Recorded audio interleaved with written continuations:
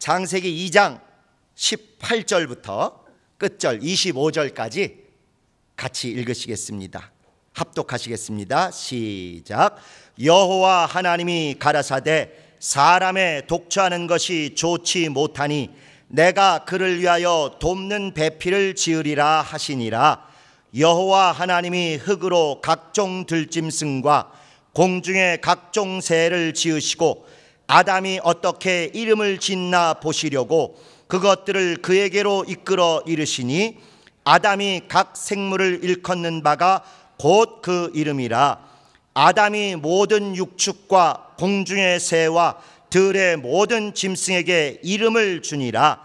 아담이 돕는 배필이 없으므로 여호와 하나님이 아담을 깊이 잠들게 하시니 잠들매 그가 그 갈빗대 하나를 취하고 살로 대신 채우시고 여호와 하나님이 아담에게서 취하신 그 갈빗대로 여자를 만드시고 그를 아담에게로 이끌어 오시니 아담이 가로되 이는 내 뼈 중에 뼈요 살 중에 살이라. 이것을 남자에게서 취하였은즉 여자라 칭하리라.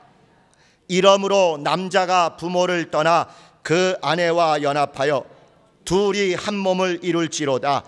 아담과 그 아내 두 사람이 벌거벗었으나 부끄러워 아니하니라.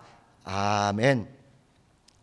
예수께서 응하신 창세기 첫 5장 두 번째 오늘 읽으신 내용과 누가복음 2장 1절부터 7절에 나온 내용으로 구유에 오셔서 우리를 신부 삼아 주신 분, 그분이 우리 주 예수시고 그분이 이렇게 창세기 2장을 응하셨다는 것을 함께 생각하고자 합니다. 이 창세기 또는 구약을 읽으실 때는 꼭 염두에 두셔야 될 어떤 구분법, 계층이 3가지가 있습니다. 하나님이 제일 윗계급이고 그 다음이 인간이고 그 다음이 짐승입니다. 여러분이 알고 계신 새 영적 존재, 이건 성경에 대놓고 나와 있는 건 아니에요. 성경에 오히려 히브리 사람들의 사고방식에 꽉 쩔어 있는 3가지 단계는 하나님, 거기에는 크게 하나님도 계시고 천사들, 신들도 포함한 것입니다. 이런 신적 존재들. 그 다음에 인간, 거기 인간에는 이스라엘도 있고 이방인도 있고 제사장도 있고 평민도 있고 뭐 다 합쳐서 인간. 그리고 짐승들이 이렇게 있습니다. 이 관계를 가지고 모든 사건, 모든 존재들을 성경 내내 잘 이렇게 구분을 해서 보는 것입니다.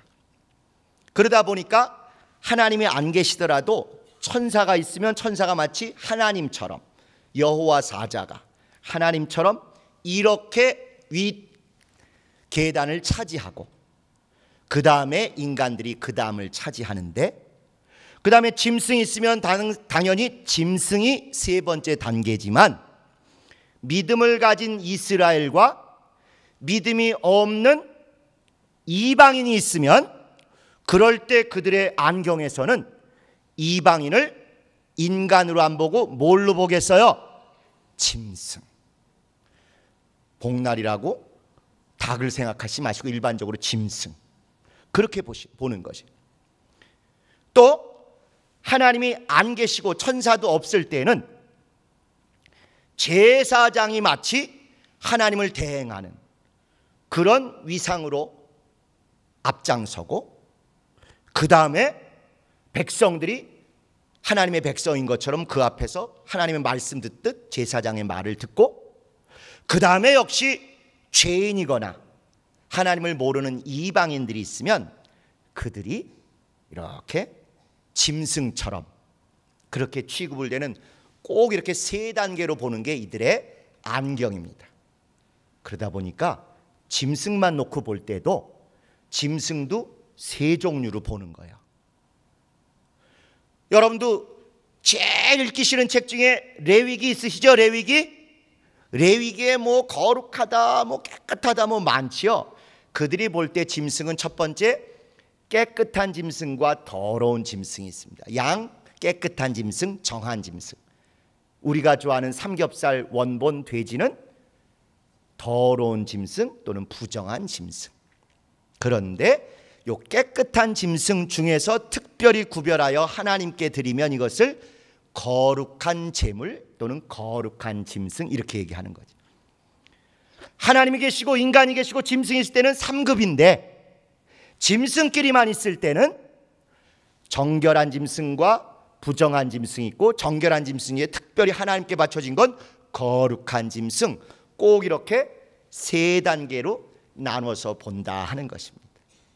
그래서 그와 같은 시각을 잘 갖고 성경에 나오는 사건들을 보셔야 됩니다. 지난주에 함께 상고한 하나님의 형상을 따라 사람을 지으시되 6째 날 지으셨잖아요. 그래서 하나님께서 우리에게 물으시는 건 간단하게 이겁니다. 너 6째 날 똑같이 지어진 짐승 수준 3급으로 타락해서 살래? 아니면 내 형상을 따라 지었으므로 나와 같이 신적 존재로 하나님의 관심을 끌며 왕권을 행사하는 그런 존재로 살래? 이걸 물으시는 거예요. 지으시기는 하나님, 인간, 짐승 1급, 2급, 3급인데 2급인 인간에게 물으시는 것입니다. 너 짐승과 똑같은 날 지어졌는데 짐승과 똑같이 살래? 아니면 하나님과 형상을 따라 지었으므로 똑같이 하나님같이 살면서 왕권을 가지고 짐승과 만물을 다스릴래? 이렇게 물으시는 거예요. 이게 창세기 1장부터 온 피조물들을 보는 하나님의 안경이십니다. 하나님, 신적 존재, 사람, 그리고 짐승. 짐승도 3종류. 그러나 만약에 사람 중에 거룩한 사람이 있고 이방인이나 죄인이 있으면 구약 내내 그들을 짐승으로 비유하는 거예요. 영적으로 보면 넌 짐승이다. 똑같은 인간이 아니다. 이렇게 구분하는 것이죠. 자, 그런 걸 염두에 두시고 오늘 읽은 내용은 여러분이 내용을 잘 아시는데도 아담이 혼자 일정 기간 혼자 있다 보니까 독처해서 고독하고 외로워하는 걸 하나님이 보셨죠. 그래서 너 참 안 됐다. 내가 돕는 배필을 지어줘야 되겠다 하고는 그 다음에 뭐가 나와야 되는데 돕는 배필을 안 지어주셨어요. 그리고는 뜻밖에도 여러 짐승들을 아담 앞에 지나가게 하시니까 아담이 그들에게 이름을 지어주고 이름 지어준 대로 그 이름이 고정되는 것으로 끝났어요. 그러니까 다시 한번 하나님께서 하시는 말씀이 돕는 배필이 없으므로 내가 지어주마 하시고는 아담이 잠들었을 때 그 옆구리에서 갈빗대를 취하셔서 아주 예쁜 여인을 만들어 주셨더니 이 아담이 잠들어 있어서 그 여인이 어디서 나와서 어떻게 지어졌는지도 모르는데도 불구하고 갑자기 뭔가 쫙 감동돼 가지고 뼈 중에 뼈요 살 중에 살이라 이렇게 얘기를 했습니다. 소 뒷걸음질로 쥐를 잡은 거예요. 눈이 안 보이는 분이 어디를 더듬다가 문고리 잡은 거나 똑같아요. 보질 않았어요. 자기 뼈를 빼서 그렇게 빚은 걸 보질 않았어요. 그런데도 불구하고 어떻게 딱 감동돼 가지고 툭 정답을 얘기하기를 뼈 중에 뼈요 살 중에 살이라 이렇게 이야기를 했습니다. 우리나라 사람 같으면 안 봤으니까 성령의 감동도 못 입었을 것이고 기껏해야 쭉쭉 빵빵이다 아마 이랬을 거예요. 그런데 그렇게 저속하지 않고 뭔가 좀 감동돼, 아직 원죄가 들어오기 전이니까 영적으로 민감한 이 아담은 뭔가 확 하나님께 느끼는 게 있어가지고 내 뼈 중에 뼈요 내 살 중에 살이라 이렇게 하와를 참 알아보고 둘이 행복하게 얼마간 살았다 그 얘기입니다. 너무 잘하시는 이 얘기가 사실은 우리가 껍데기도 잘 모르는 면도 좀 있는 것입니다. 제가 기회 될 때마다 여러분 낯설어 하시는 샌드위치 얘기하신 거 기억하시나요?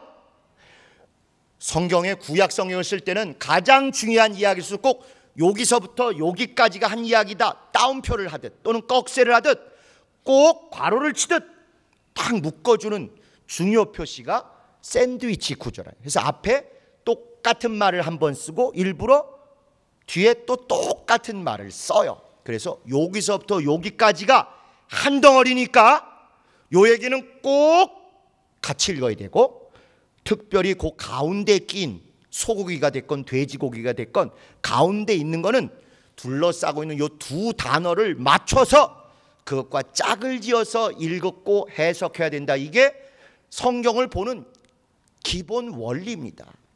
이게 우리말 성경으로 번역되면서 이걸 무시하고 하다 보니까 우리가 하나님이 써주신 그 의도를 잘 모르고 반 이상을 손해보는 경향이 있어요.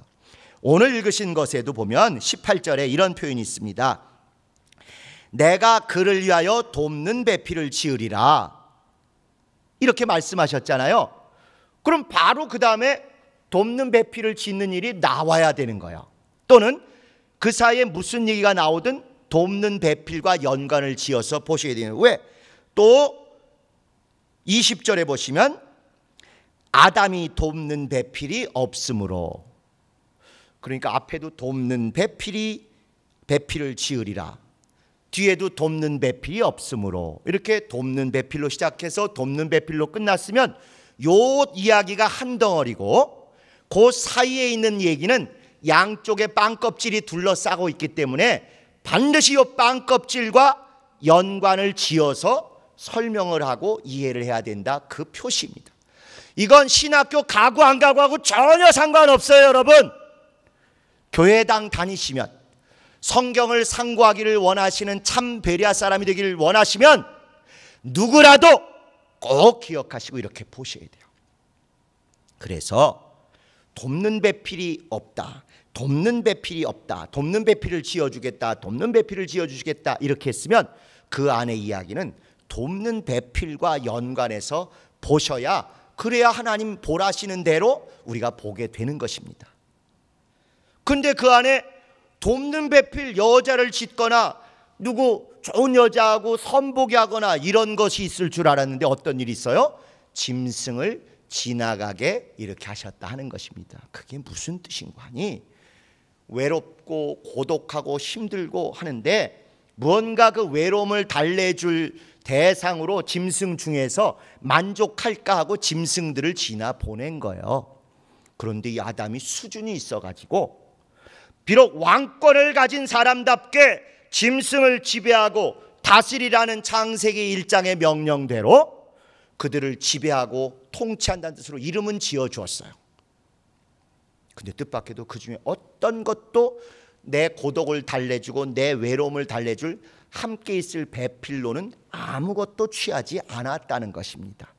그냥 짐승 장명해줬다, 이름 지어줬다, 이 얘기만 하시려고 하는 게 아니라 돕는 배필이 없어서 외로워하는 자에게 뭔가 외로움을 달랠 어떤 대상이 누구를 적절할까 하고 짐승들을 지나 보냈더니 아무리 예쁘고 아무리 보기 좋고 아무리 명랑하고 아무리 싹싹해도 거기서는 자기의 외로움을 달래고 고독을 달랠 돕는 배필 함께할 사람을 전혀 취하지 않았다는 것입니다.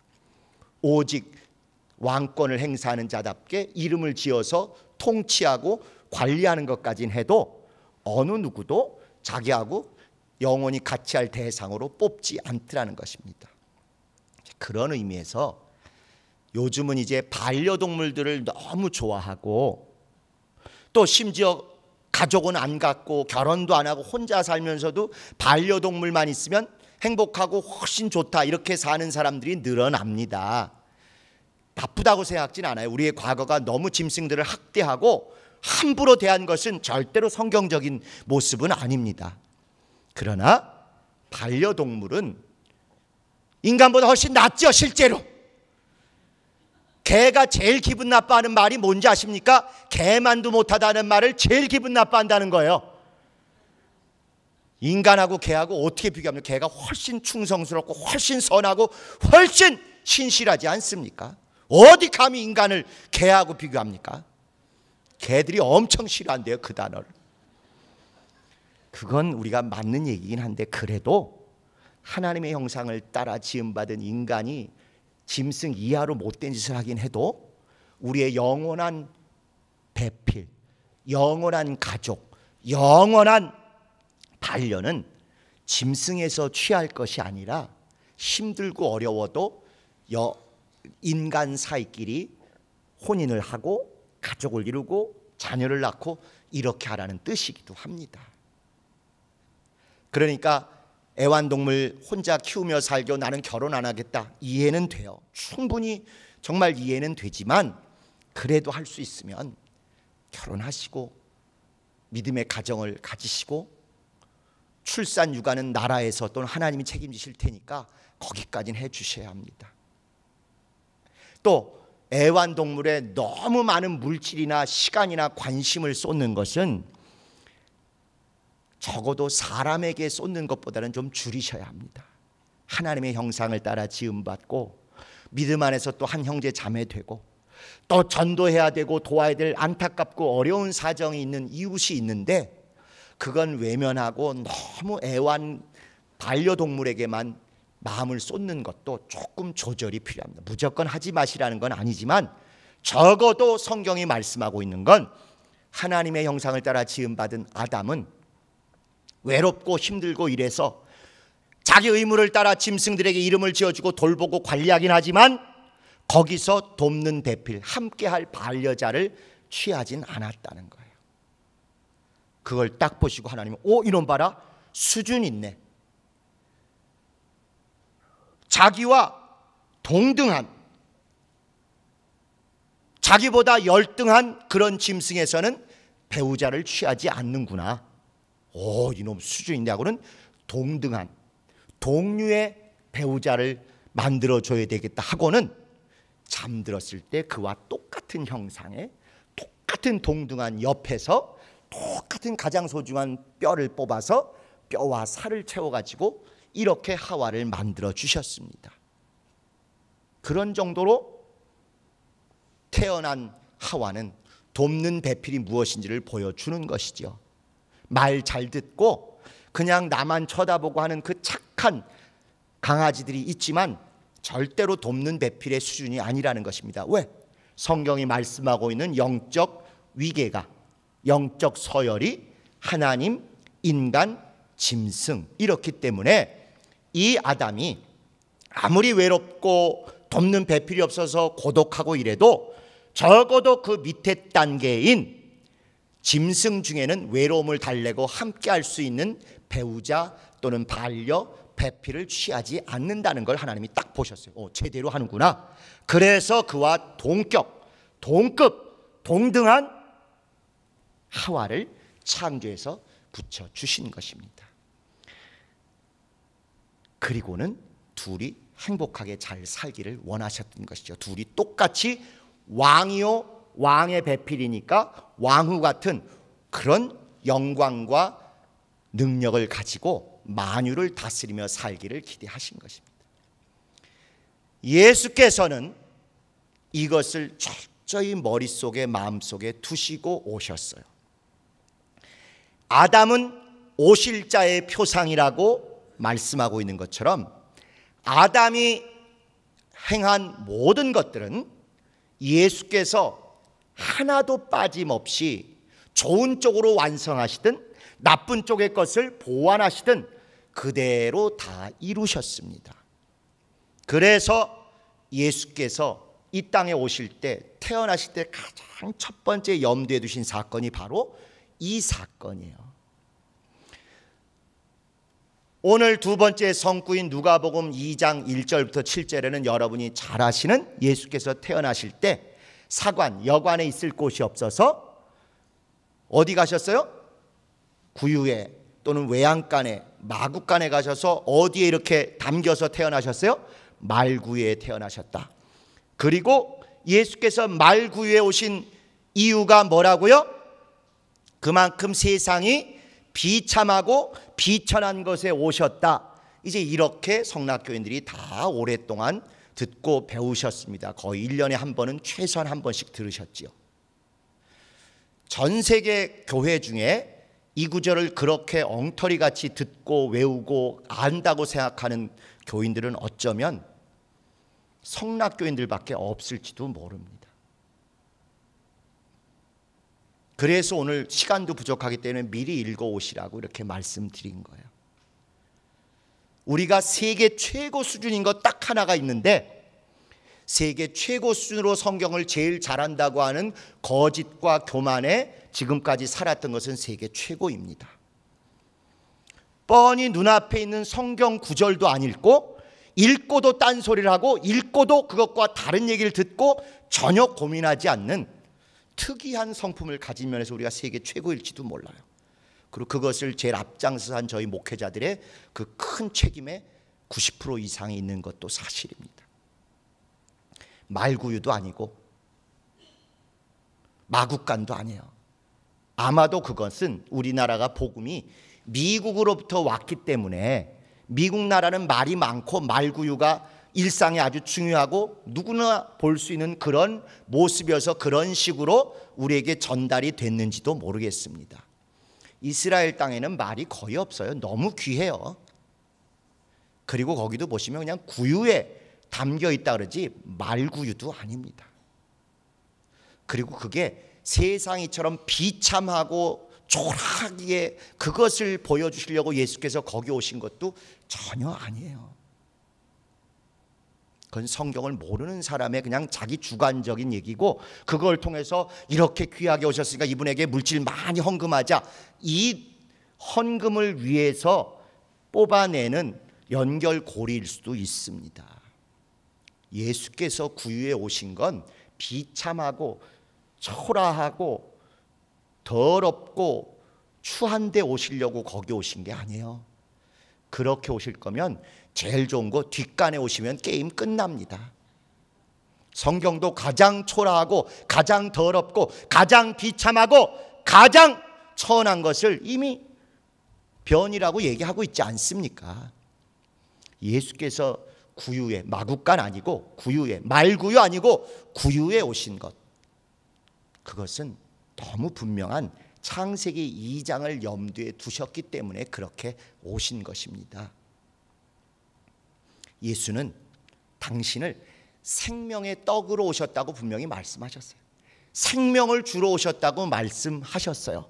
그래서 생명을 주러 오되 생명의 떡으로 왔다는 뜻으로 떡집이라는 베들레헴에 오기로 하셨어요. 베델 아닙니다. 베들레헴이에요. 베델 떡집 아니에요. 베들레헴이 떡집입니다. 자꾸 우리들이 들은 풍월로 대충 한국어 가지고 하니까 이런 오류들이 너무 많은데, 성경 정말 정확하게 쓰여진 하나님의 말씀입니다. 생명으로 오실 분이라서 그 생명으로 온다는 걸 가장 잘 드러내시기 위해서 생명의 떡으로 왔다. 우리는 떡이 간식이지만 그들은 영어는 생명의 빵이에요. 주식입니다. 생명의 밥으로 왔다. 이게 생명의 밥으로. 그런데 생명의 밥으로 오셨다는 걸 더 잘 알아봐 달라고 하는 뜻에서 밥집 또는 떡집이라는 뜻의 베들레헴에 오셨어요. 우리로 치면 수원 밑에 병점에 오신 것입니다. 병점. 병점이 바로 떡병자, 가게 점자에서 떡가게예요. 베들레헴입니다. 그리고 여러분이 잘 아시는 오늘날 말로 하면 떡집, 베들레헴은 빵집이에요. 빵집. 우리 떡집이 아니라 저들의 주식인 빵집이에요. 베이커리입니다. 파리바게뜨예요. 이러면 시비가 걸리니까 뚜레쥬르입니다. 공평하게, 공평하게. 그 수원 밑에 병점도 과거에 말 타고 또는 사람들이 서울에 한양에 올 때 너무 늦게 도착하면 한양 도성문이 잠겨서 못 들어가기 때문에 아예 넉넉하게 오늘 밤 여기서 자고 내일쯤 아침 일찍 출발하면 저녁 해 지기 전에, 문 닫히기 전에 들어가겠다. 거리를 계산해서 딱 전날 머무는 하루 거리 떨어진 데가 바로 병점입니다. 그래서 거기는 호텔도 있고 주막도 있고 빵집도 있고 이제 그랬던 것이죠.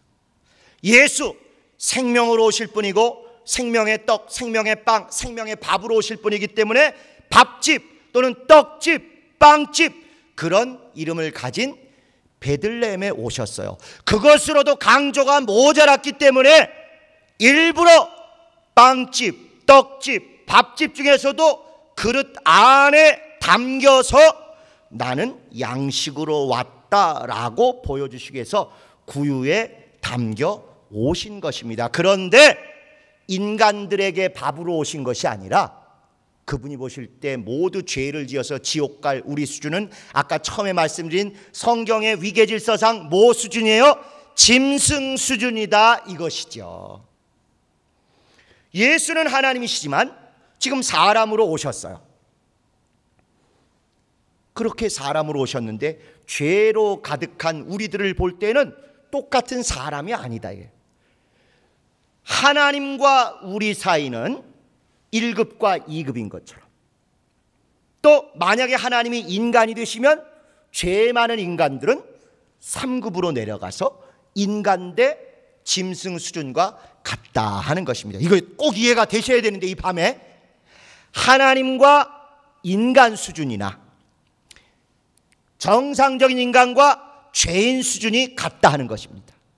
또 정상적인 인간과 짐승 수준이 같다 이거요. 그만큼 격차가 있는 것입니다. 그래서 예수께서 하나님으로 그냥 오셨으면 우리 인간과 격차가 큰데 하나님으로 오시지 않고 사람으로 오셨어요. 한 단계 내려오셨죠. 그분은 죄가 없으신 의로우신 분이기 때문에 똑같이 외형은 인간과 같아 보여도 그분이 인간이시면 이 죄 많은 모든 인간들은 한 단계 더 내려가서 짐승이 되는 것입니다.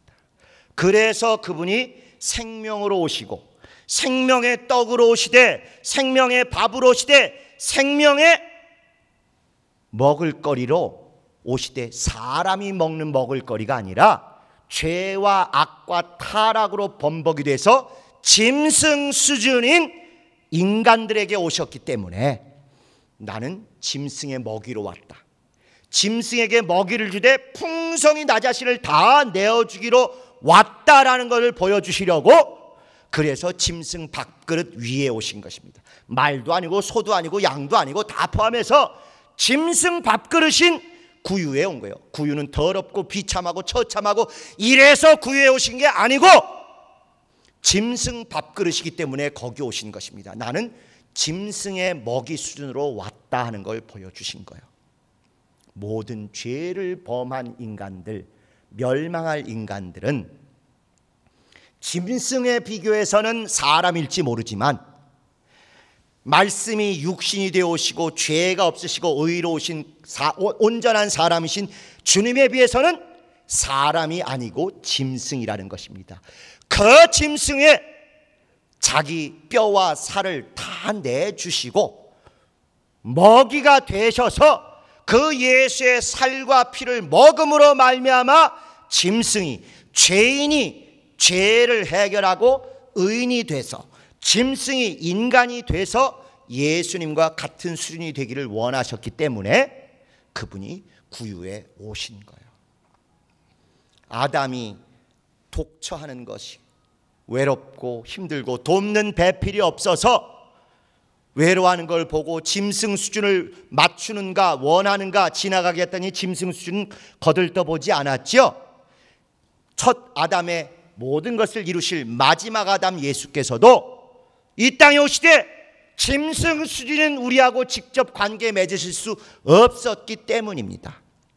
그래서 짐승 수준인 우리들을 하와라는 똑같은 동등한 수준의 신부가 있어야 영원한 혼인이 이루어지는 것처럼 죄인으로서 짐승 수준인 우리들을 인간 수준으로 깨끗하고 구원받은 인간 수준으로 똑같이 만드신 다음에서야 비로소 영원한 신랑과 신부의 관계로 아버지 집까지 갈 수 있게 그렇게 하신 분이시죠.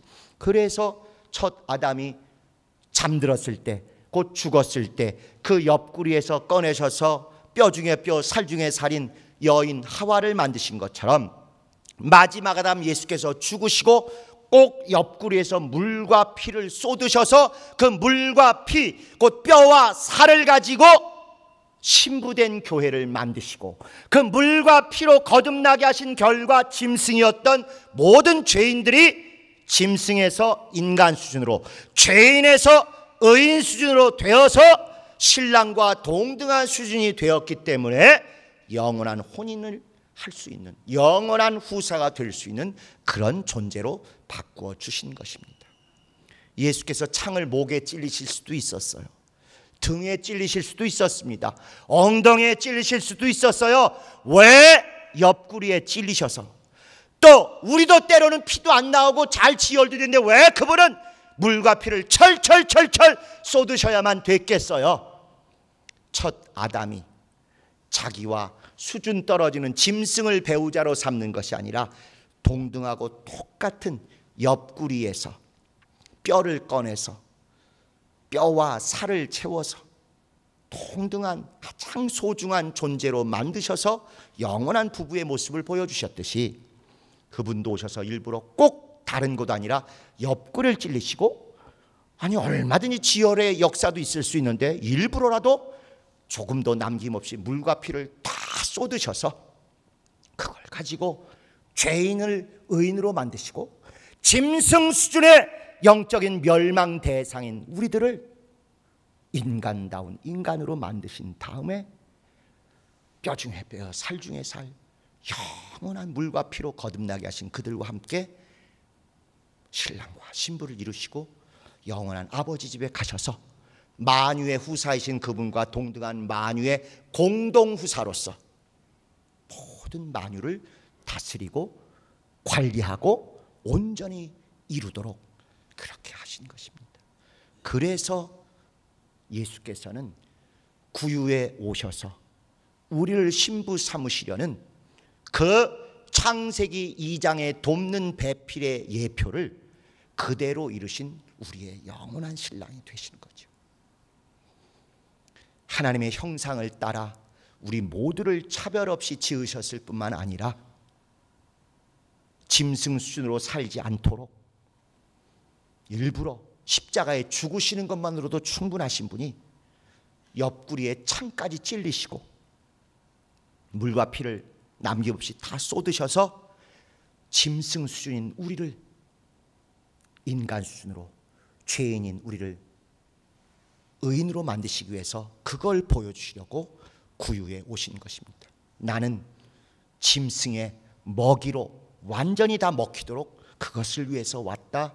짐승에게 생명 주러 왔다. 짐승에게 거듭남을 통해서 짐승이 사람이 되고 죄인이 의인이 되고 보인이 예수의 영원한 신부가 되게 하는 그 영광을 위해서 왔다. 이걸 우리에게 보여주신 것입니다. 구유에 오셔서 우리를 신부 삼아주신 그분의 하나님의 의도가 매일매일 절절한 생활 가운데 우리에게 막 가슴 설레이게 느껴지시고 뭉클뭉클 하셔야 됩니다. 여러분이 찬양, 아까 음향 얘기도 말씀드렸습니다마는 여기서 적어도 교회 와서 찬양하실 때는 이런 주님을 위해서 악기 소리를 뚫고서 내 음성이 상달되게 하겠다, 이런 정도로 부르짖듯 그렇게 찬양하셔야 됩니다. 노래하듯 콘서트 오셨듯 그렇게 하시는 거 아닙니다. 악기 소리가 내 앞에서 쪽을 못 쓸 정도로 부르짖고 소리 지르고 정말 미쳤다 싶을 정도로 그렇게 정말 저 같은 마이크가 찢어져 나갈 정도로 그렇게 찬양하시기를, 그걸 우리 신랑이 원하시는 거예요. 그거 해달라고 그분이 옆구리를 찔리시고 물과 피를 다 쏟으시고 짐승 수준, 통과시켜야 될 짐승 수준을 인간 수준, 의인 수준, 신부 수준으로 만드셔서 영원한 영광에 이르게 하신 것입니다. 아까 찬양 중에 이후에 천국 올라가 더 좋은 노래, 그냥 4절까지 불렀고 5절 불렀으니까 또 그냥 타성에 젖어서 간다. 아닙니다, 여러분. 다른 가사 부르다가 주님, 내가 육체 이곳에 있을 때 이 수준, 짐승 수준 소리밖에 안 나오지만 하늘에 가서는 천사가 놀랄 만한 신령한 노래로 제대로 당신의 사랑과 영광을 찬양하겠나이다. 그 소망에 그런 가사 앞에서는 눈물이 퍽 터져 나오도록 그렇게 찬양하고 그렇게 부르짖고 그렇게 복근아지는 것, 그것이 우리의 정상적인 신앙입니다.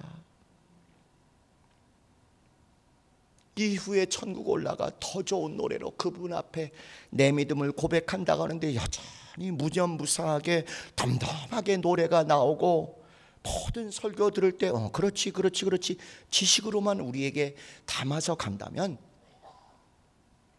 우린 이미 주께서는 우리를 인간 수준으로 높여주셨지만 다시 짐승 수준으로 머물러 있는지도 모르는 것이죠. 정말 개만도 못한 수준인지도 모르겠어요. 개만 해도 주인의 그 희로애락을 느끼고 어떻게 하든지 거기에 맞추고 거기에 조응하고 거기에 합당하게 하려고 얼마나 노력을 하고 얼마나 최선을 다합니까? 그런데 우리가 감히 개만도 못하단 말을 함부로 써요? 아닙니다.